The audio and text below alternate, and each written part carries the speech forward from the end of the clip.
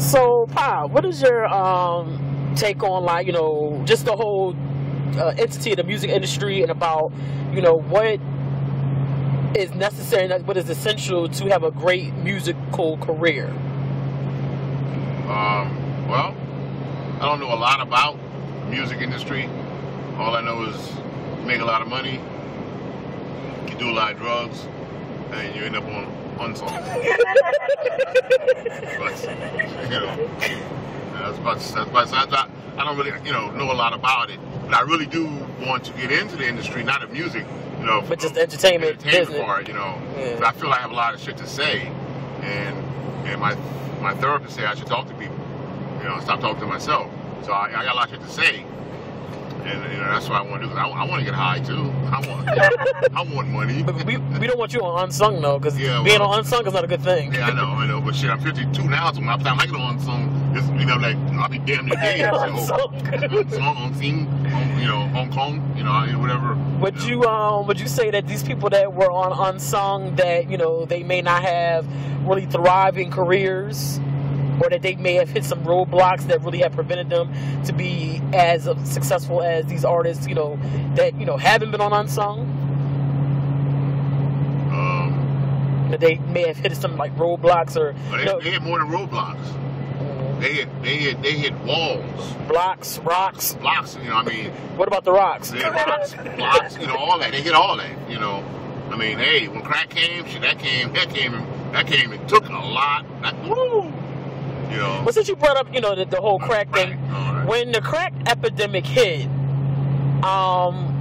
just expound just from your, you know, because I actually wasn't alive when it first came out. Okay. Just can you expound a little bit on how it really was detrimental to the blacks, you know, in our society? Just, you know, expound on that a little bit, or things that you have witnessed. Well, this is what I know about crack. That shit make you feel good. But you go crack, you never come back. Never come back. That's one feeling. That's one feeling. That shit. I took my first hit, you know, because everybody experimented. You know, I experimented. Everybody, you know, everybody do what they do. Shit, my whole body busted a nut. I said, I ain't never had no shit like this before. You know, and I was stuck in there. It's like stuck in a room for years. You're stuck. I mean, everything falls around. I hit. You go to work. You thinking about, well, boy, when I get out of here, it's Friday. I'm gonna go by the house. I'm gonna tell my wife I'm going to Wawa. That Wawa be 2 days. And that's what happens. You know, so would you say you use Wawa as a euphemism in terms for crack? Like, in other words, what a euphemism is like when you know how people say, I'm not going to say the word nigger, I'm going to say the N-word. Was Wawa your euphemism for crack? No, Wawa was my excuse to get out the house. So in other words, you could use it as euphemism, like Wawa. Yeah, Wawa was my excuse. Where you going? Going to Wawa.